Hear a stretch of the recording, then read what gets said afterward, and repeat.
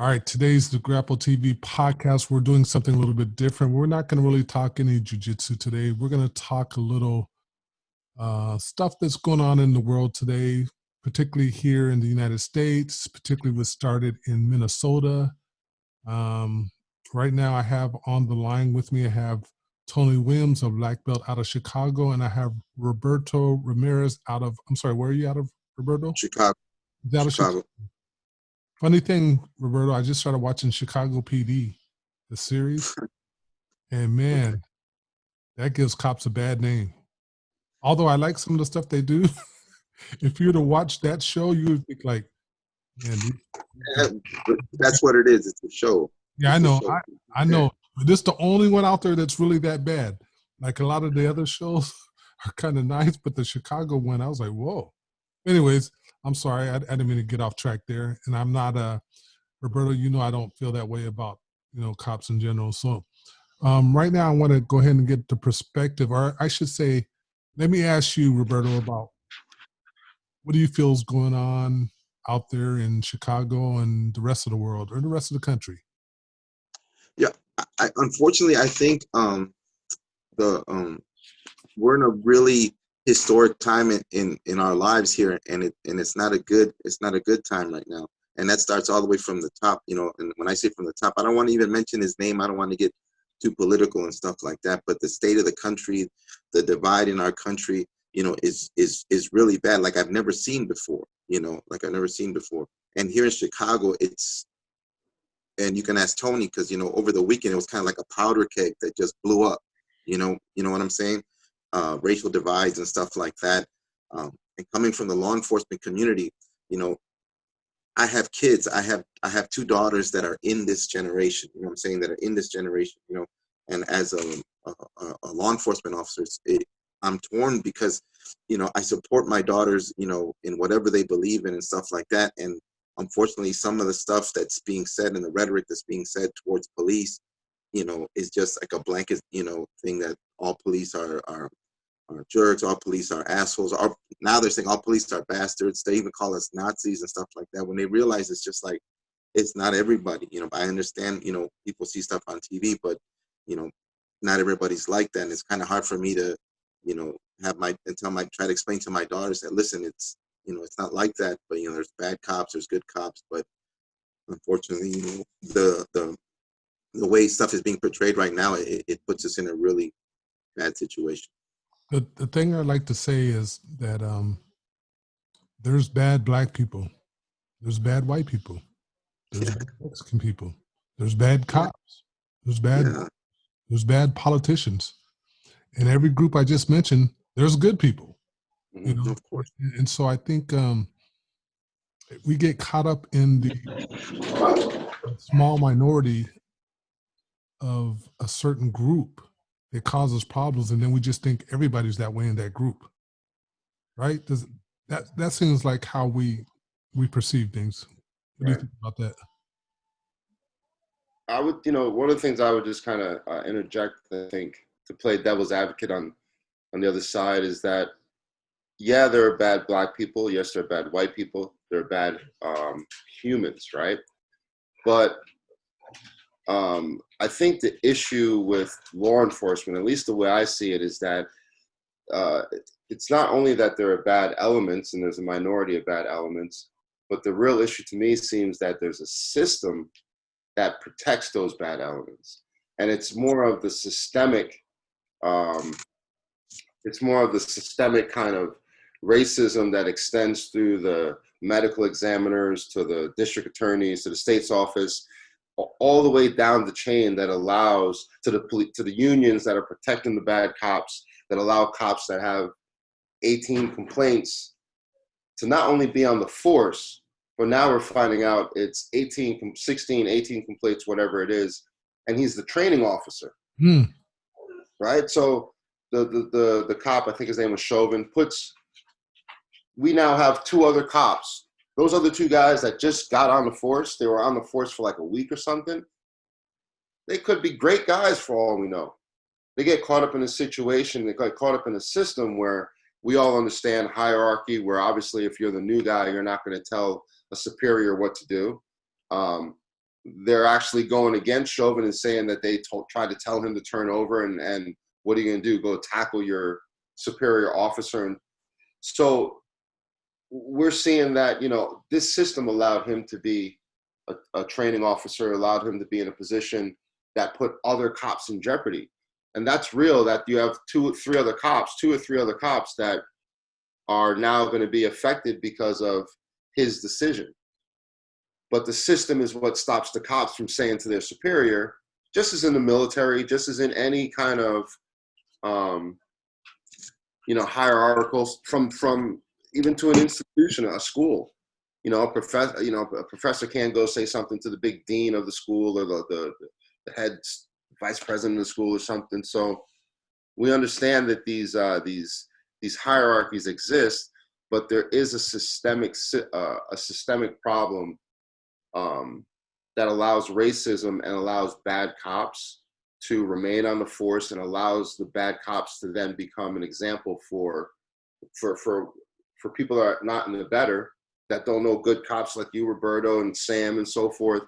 People that don't know better, they draw generalized statements, and then they see movies, they see shows that hype it up. If you live in Chicago and you don't know good cops, and then you watch the show Chicago PD, it paints a picture. And then you have these examples in real life, multiple examples in real life that paint an even uglier picture, that show it as truth. And that's, you know, to me, one of the things, it's how many cases there have been so recently.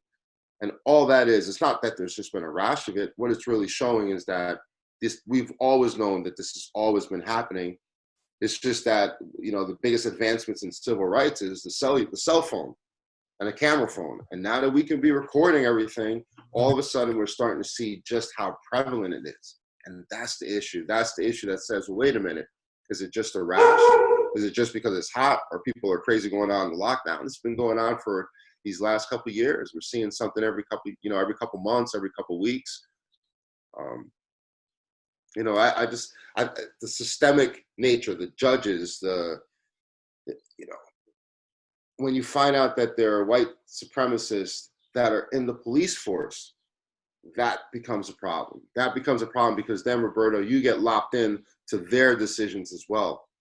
And then you start becoming a minority among your own, even though you are the majority, but they don't put you on the news. They put the bad guys on the news. They put the ones they find out are white nationalists. Those are the ones that get put on Facebook, and those are the ones that push the sentiment as to this is going on in our police department. You know, it's a sticky situation, but I think we'd love to see the good cops really take a stand and push back against the bad cops and the bad, you know, the other bad parts of the system that allow those cops to stay in place. Go ahead, man. No, I agree, man. I mean, you hit it on the head, man. And I'm just going to jump in with what you said about the systemic, you know, downfalls that they have. It's just, I'm with you. There's no way, like, you can have 10, 12, 18 complaints, or, you know, things that have happened to you, or if it's a pattern and stuff like that, and you're still allowed to do your job. You know what I'm saying? Like you said, you had mentioned it before, or people mentioned, what other place can you have so much, you know, so many complaints and so many, let's say, errors in what you're supposed to do and keep your job? You know, it's like you're supposed to learn from your mistakes, correct? Now are we brought up that way? If you make a mistake, you know, I don't want to make that mistake again, especially if it pertains to my job, you know.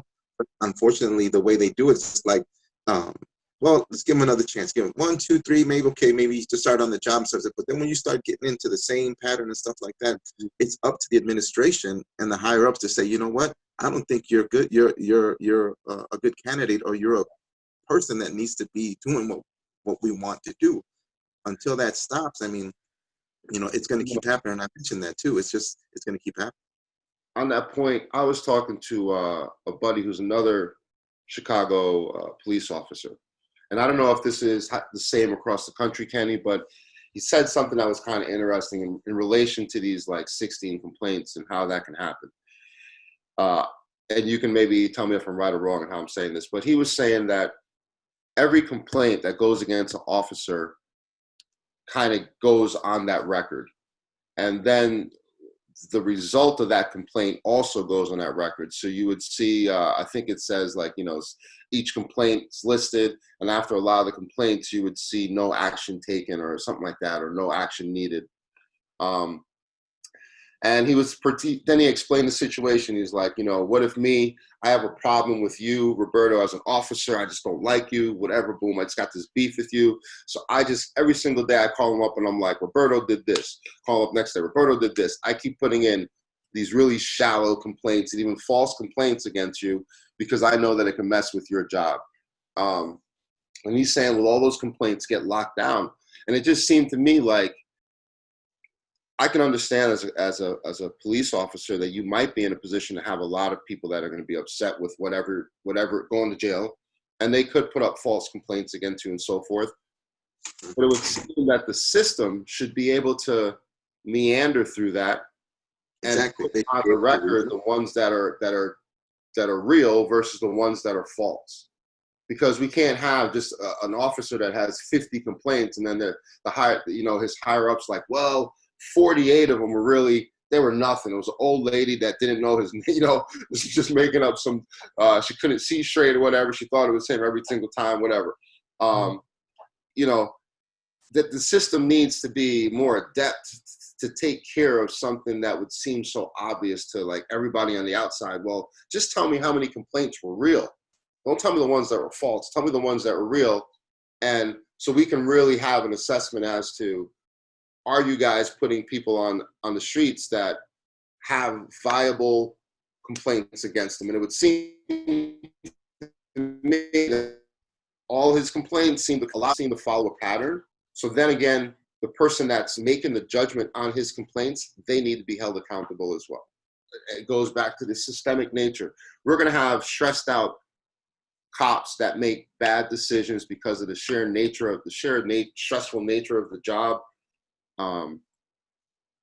And just like you have athletes that make bad decisions, you have businessmen that make bad decisions, you have doctors that make bad decisions. There are always going to be that small percentage, but there needs to be a system that definitely provides fair justice, true justice for everybody, regardless of color, man, regardless of race, creed, religion. That's what this country is built on, but we're finding more and more that it's never been that case. We've been lying to ourselves about that, Roberto, I just want to let you know that Tony's kind of long-winded. He doesn't need anybody else on the show with him. He could do it all by himself. Yeah, man. Yeah, man. Right. I like hearing myself talk. Tony Williams. Too, though, Oh man! But one thing I had thought about before, so definitely we're moving in the right direction. Everybody should be having body cams on, that we're moving in that right direction. The thing I thought about before is that people should go on like a ride along. Maybe I don't know if you can force somebody to go on a ride along, but people should have to watch a show based off of maybe a cop just having his body cam on and just see what he goes throughout the whole day. To see everybody that he talks to, the abuses that he gets, the good people that he talks to, the positive things that happen. They need to see what a cop goes through before you can determine how a cop should do his job. Like I'm sure you've had lots of people tell you, Roberto, you need to arrest this person because he did this. And you go, well that's not breaking the law, right? Because they don't know what the law is. And they just say, this should happen. You got to explain to them, well, it doesn't really work like that, Right. No, but you're right. And just similar to that nature, when I'm in uniform, okay, or I'm out and about and doing my thing or whatever, and I don't know if this is a cultural thing with the Latin American community. I don't know as far as the African American community. I'm just saying this.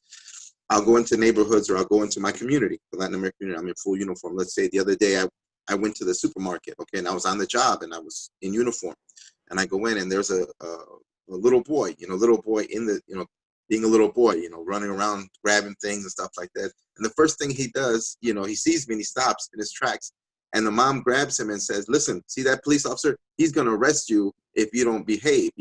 And I always, to me, I always say, why are you telling that to this little boy, right? So I would say, no, ma'am. I said, I ain't going to arrest you. I don't want him to be afraid of me. I says, just, be a good boy. And that, to me, that's another, it may sound silly, but, it gives us right off the bat, telling these kids that, if you don't behave, that man right there, he's going to take you to jail. That's the wrong impression. You know what I'm saying? And it's just like, that's in my community. I always say, hey, here come here's my my two sons. They're bad. Take them to jail. Or, if you don't be good, then you're going to be taken to jail. I think that's wrong. Or just, you understand where I'm coming from? That doesn't make sense to me. I would rather they say, here, let's look, he's just like you. Let's talk to him. Tell him, how did he become a police officer? How is he becoming a police officer? You know what I'm saying? It's funny, and it starts from there. And then when some of those kids, when they grow up, they already have that image in the police. Oh, they're going to take me to jail and stuff like that. When it shouldn't be that way. If You, that makes sense. you think that the mother is telling that child that because she wants them to be afraid of the police, or she doesn't have a handle on her job? Like Both. Okay. It's both. But the thing is, it shouldn't be put in those words. You know what I'm saying? One time I messed with the lady one time who said it to me one time. I says, no, I'm going to take mama, to jail because you don't know how to take care of your son. And then right away they're like, what? Oh, what do you mean? And stuff like, you know what I'm saying? And that's the thing I'm trying to get at. It's like, even from a small, a small age, at that age, the kid is just, absorbing everything he can. If the first reaction he has to a police officer is fear and then I'm going to go to jail, it shouldn't be that way. We're public servants, we're supposed to help them first, as opposed to throw them in jail first. You know what I'm saying? Yeah. That's that always kills me. And I have to, like play it off like this. And I tell, no, I'm not going to take you to jail. Come here, how you doing? Give me a high five or whatever. And the first thing they want to do is, oh, well, what is that? And this is my gun, this is my radio, and whatever, stuff like that. And over here, mom is telling me, if you don't behave, they're going to take you to jail. And I'm like, I'm going to take you to jail, man. Trying to say hi and make sure you're okay. What do you think about police officers patrolling the streets on foot? I there's less. I think there needs to be more of that because the thing is, when you're out in the community, well, you got to be out in the community, and Tony can remember this. I put in my post. You have to you have to be out there around different people, around different cultures and stuff like this. And the best way to do that is to be with them. Sometimes when you're driving in a squad car, whether it's a marked unit or an unmarked unit and stuff like that, it gives you that vibe or that look, like you're patrolling, seeing what's going on, like you're looking for something bad that to happen.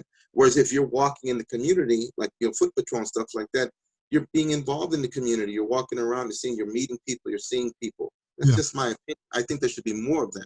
I think we need that. I would like to see like cops versus the gangs baseball games. And I said gangs, I didn't really mean that. I just meant cops versus the community baseball games, maybe some picnics, get out to know the people that you're working with. I think to break down that barrier, you know what I mean? I don't need that. Like if I'm walking by and I see a cop go by and I'm like, is he going to stop me? Is he going to do something to me? Just the paranoid behavior versus now the cop goes by and I go, hey, Officer Pete. You know what I mean? Like, exactly.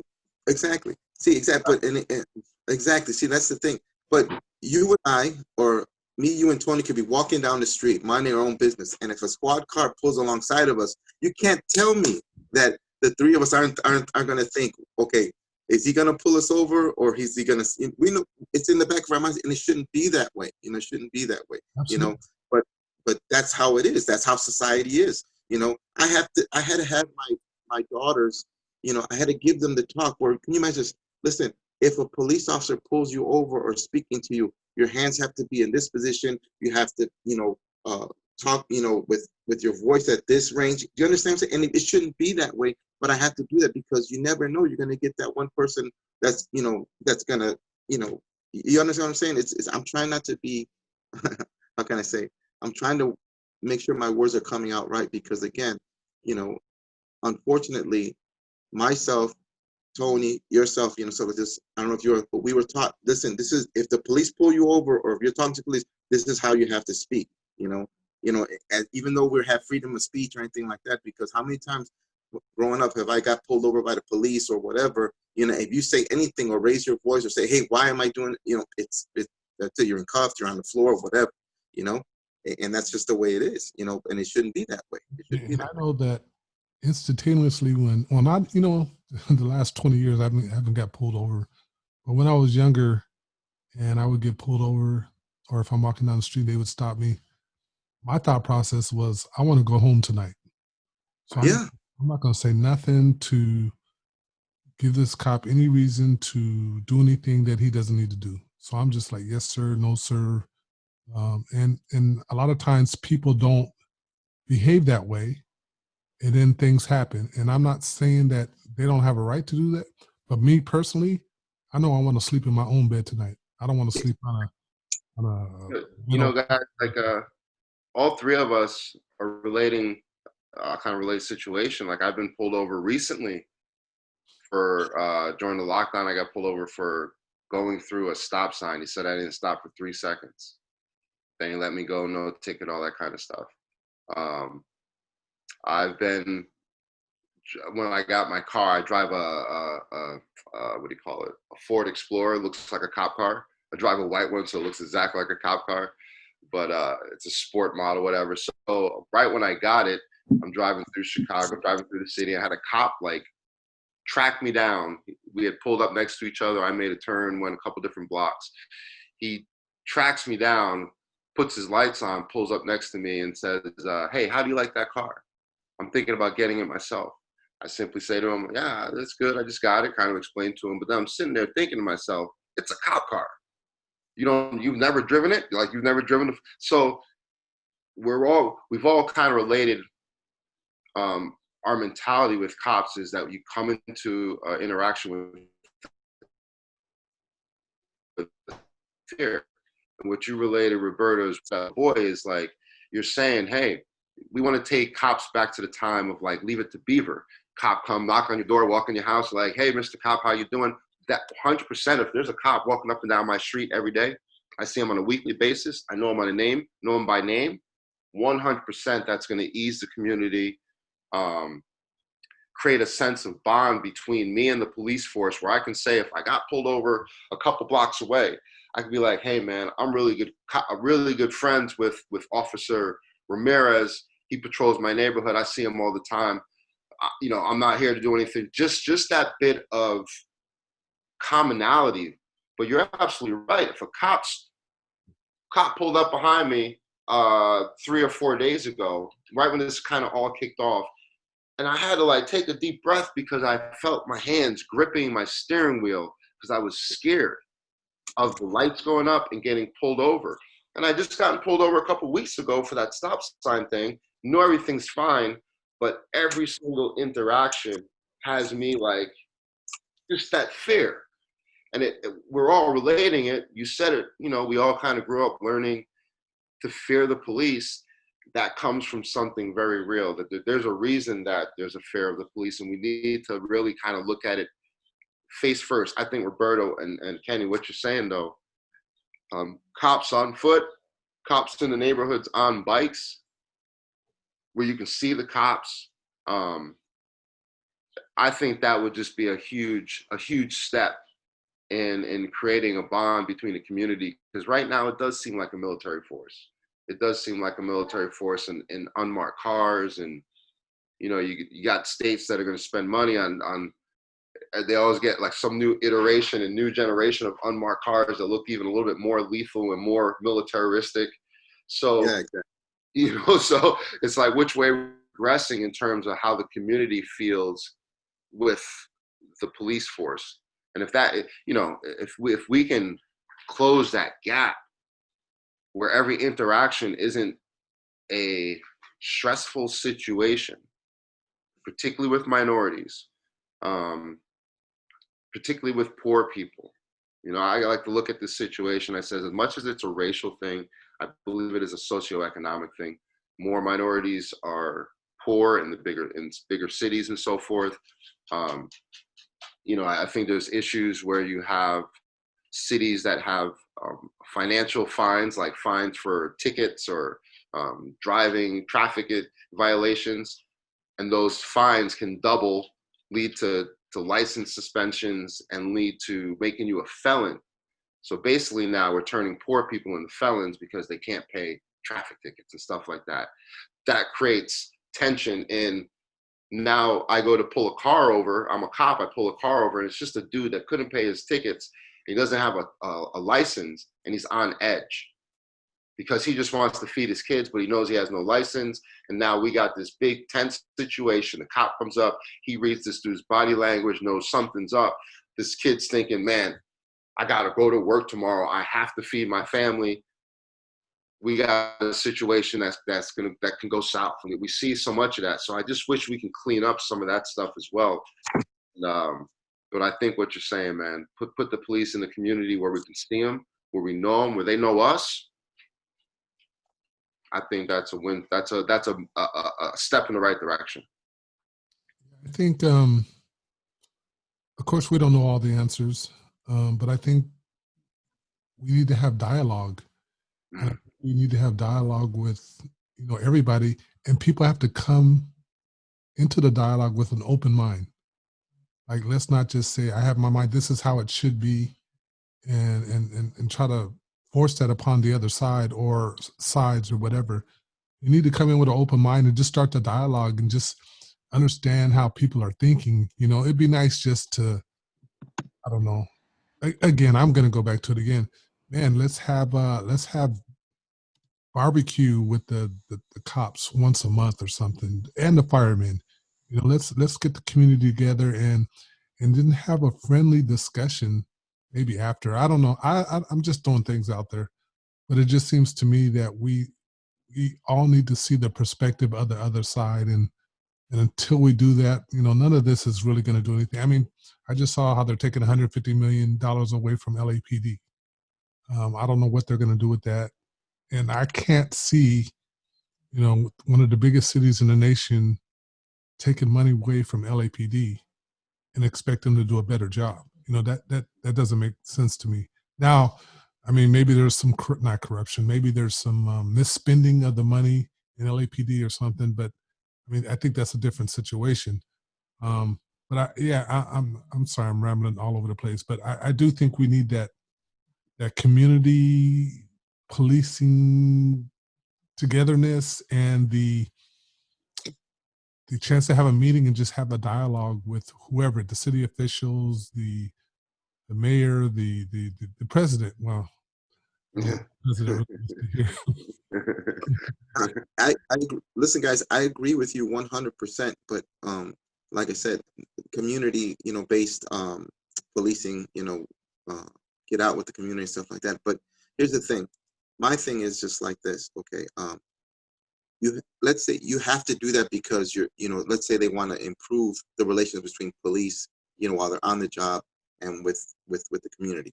But my thing, I think it goes deeper, because once you get off the job and go home, okay, if you have no interaction with the people that you're supposedly dealing with and stuff like that, then what I'm saying, so it's going to be like, well, I got to turn the switch on and be the good cop when I'm at work. But then when I go home, then I'm going to think the way I want to think. You know what I'm saying? That's the thing that, for me, if that's why I believe, whether the jiu-jitsu community or the mixed martial arts community or the martial arts community, I see what I see on, the people that I see when I work. And then when I go home and when I'm around off work, I still, want to be with with people, different types of people. And if you're a police officer and you don't have that, it's kind of hard for you to understand what everybody in the community is going through. Does that make any sense, Tony and Kenny? You know what I'm saying? Yeah, I can understand that. And I think, if we can have, I don't know how it works where you patrol and all that stuff, and it might be a safety issue in terms of people knowing where you potentially live. But one of the big things that's always been, what I've heard is that, you have a situation where you have a lot of policemen policing areas that they did not grow up in and they're not familiar with. And I think that's if you took me and you told me to police some ultra rich, neighborhood that I have no type of sense of and no type of awareness of what the everyday occurrences are in that neighborhood, I don't think that's a good fit. Now, if you put me back into a neighborhood in Brooklyn, where if I see a kid running down the street, I don't assume, no, the kid's just running fast. He's just trying to get his skills on. He might just be racing a friend down the block. I don't see a black kid running fast as, oh, what's he doing? You know what I'm saying? I got to put my spidey senses on. So I think, policemen policing the areas that they're familiar with, that they grew up. I knew when I was growing up in New York, you had the police athletic league. So a lot of the youth sports were coached by policemen. My coaches in high school were all firemen, policemen. So that alone, that created a sense of connection just to a community and back to the people, where you had all these coaches at youth level, at the youth leagues, and in the high schools were cops and police, or policemen, firemen, and so forth. So I think all these little steps can definitely help, and then along with the actual whatever changes need to be made in terms of laws, or in terms of like policies or protocol, and how I saw California said no more strangulations, or Minneapolis, no more chokeholds. If you, unless you plan on teaching them and turn them into like a purple belt level understanding of chokeholds, Yeah. and maybe you should say, okay, no chokeholds. Like, yeah. if you don't know the power of it, then you shouldn't be allowed to necessarily use it. No. And I think that's a realistic answer to, figuring out a solution, is if we can't teach them a true understanding of how these chokes work and all the little different subtleties, and then you just got to say, then you can't do it. I think that's a realistic way to come after it. No, you're right. You're right, man. It's just, but I mean, listen, we can go on for hours about what needs to be done or what could help and stuff like that. But Tony, I think the social economic divide, it's a big thing, because for example, my job, I work for the sheriff department, okay, and in my when I first got on, you work in a courthouse or a jail or whatever. I was working in the courthouse, and you transport the prisoners that come into court to go do whatever they have to do. Okay, that's what you do, and you start realizing that most of these prisoners, I say prison for people that are that come in for court, look like us. Why? Because they don't have money for lawyers. Okay, and then you see their case. What is it? Well, I didn't have the $1,500 to pay to get out, or I didn't have the $1,500 to pay my lawyer retainer fee for a silly thing, and it just keeps adding on. You know what I'm saying, like that. So it's just like, unfortunately, that has a big thing to do with it. And also, last thing, because I have to go to the gym too. I got to go, but just a real quick thing. For example, my neighborhood that I grew up in Chicago is called Pilsen. Okay, back in the day, it was I would say 85-90% Hispanic or Latin American and stuff like that. Well, it's getting gentrified. Okay, so back in the day, again, I'm not going to try to race, but the officers that weren't from the neighborhood or of color, would see us like gathering in the street or walking the street, and they would break us up and say, hey, get off the street or whatever and stuff like that. Well, we're in our neighborhood, we're just getting to and from or just hanging out, whatever. But they would come in full force, get off the street, get off the street. Now the same neighborhood that got gentrified, they have all these non-minority kids all over the streets, and the police will stop traffic so they can cross the streets. Okay, or in the day they would tell us to get off the streets. So it's just like, I'm like, what is? Is this crazy? And every time I pass by, I said, man, this same corner here, we would just walk around the street, and the police would be going, hey, get off the streets. They put the sirens or the lights and stuff, and then we go running because here comes the police. Now those sirens are on because they're blocking traffic to let all these people just cross the street. So again, that's another issue. But I'm thinking, until this excuse my language, this shit gets together or gets on a level playing field, or an understanding of how this thing is, it's crazy. I really don't know what's gonna happen. Well, before you run, can you tell us why you became a police officer or a sheriff deputy? Okay, well, you know what? Here's the thing, and Tony can attest to this because I put a little bit of what happened when I was younger. I never, my interaction with police growing up as a kid were bad. We're all bad, and I never, that was the first thing from my mind to be in law enforcement.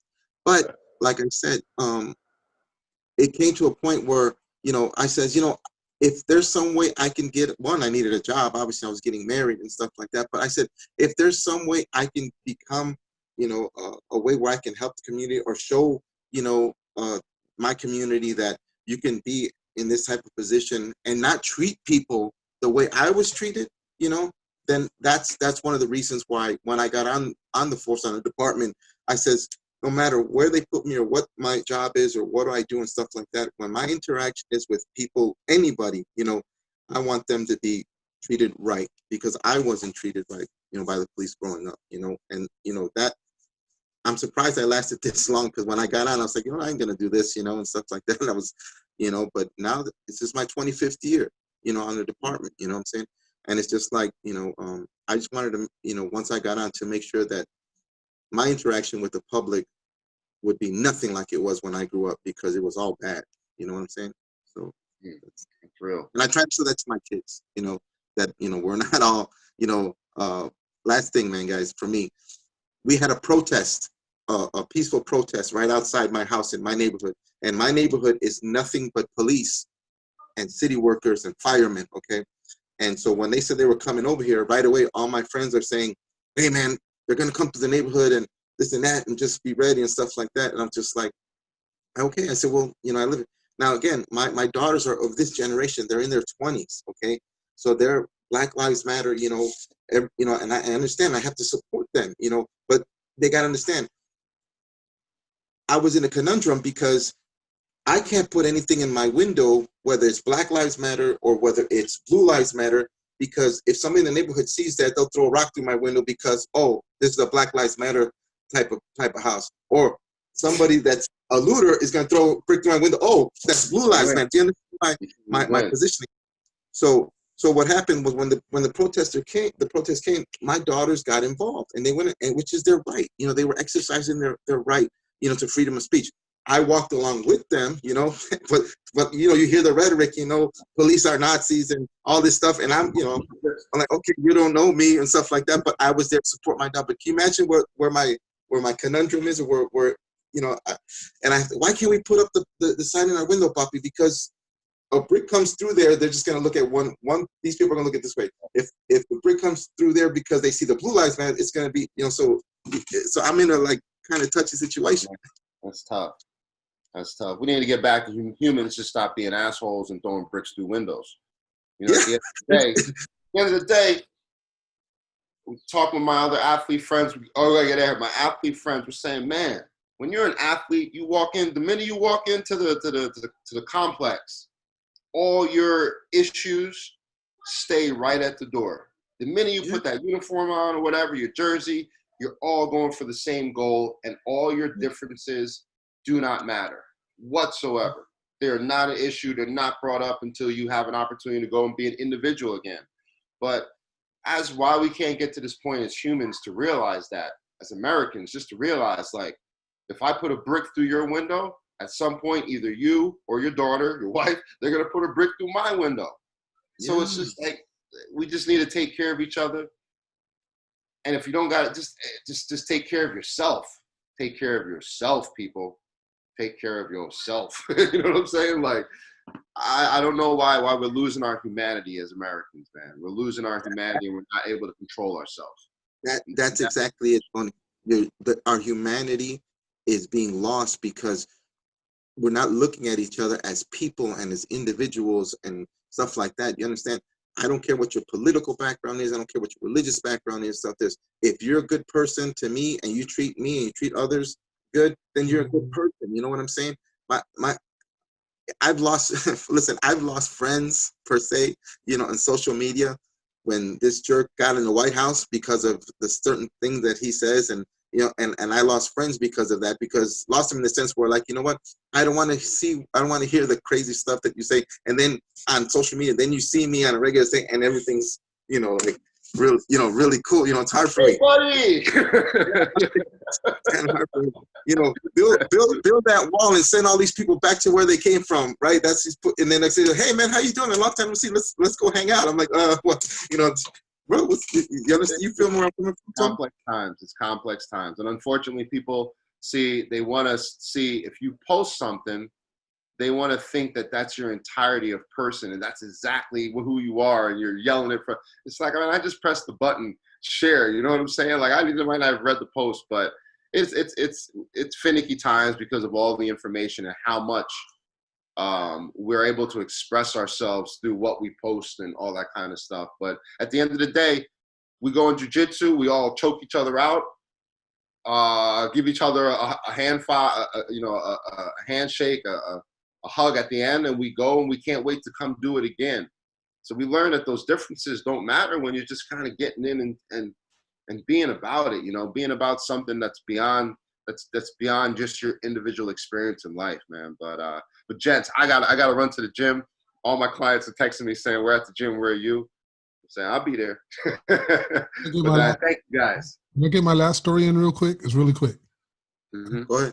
Go to jiu-jitsu. I used to train at a jiu-jitsu school in Redondo Beach, and I could swear that 10% were police officers, 10% were criminals, and then 80% were other. Maybe it was very little bit. But I swear to you that I was training with a guy that was a skinhead, and I didn't find out till years later. But in there, we were cool. But I bet you if we were out in the street, things would be a little different. But once you're inside jiu-jitsu, everything's great. But that's all I got. What was the gym? I don't want to say specifically. Yeah, let's just leave it down. Let's just leave it at that. Okay. My friends don't know what I'm talking about. But Okay. man, Roberto, thanks for coming on. I appreciate it so much. Maybe we can do this again, because there's a lot of things I still want to ask you about. Tony, again, thank you for putting this together. Man, appreciate it. Appreciate you having me on again. I'll try to get this up today. I'm a little behind, but yeah, I'll try to force this one up. I might have to edit a few things I said to not look so dumb, but you know. Anyway, thank you guys so much. And please edit me, because I kind of go off a little bit too on different topics and stuff like that. But you appreciate get talking. Man. My mind just rambles a little bit. That's all. Yeah. All right, guys. Thank you. Of course, guys. Roberto, be safe, man. Yeah, be You safe. too.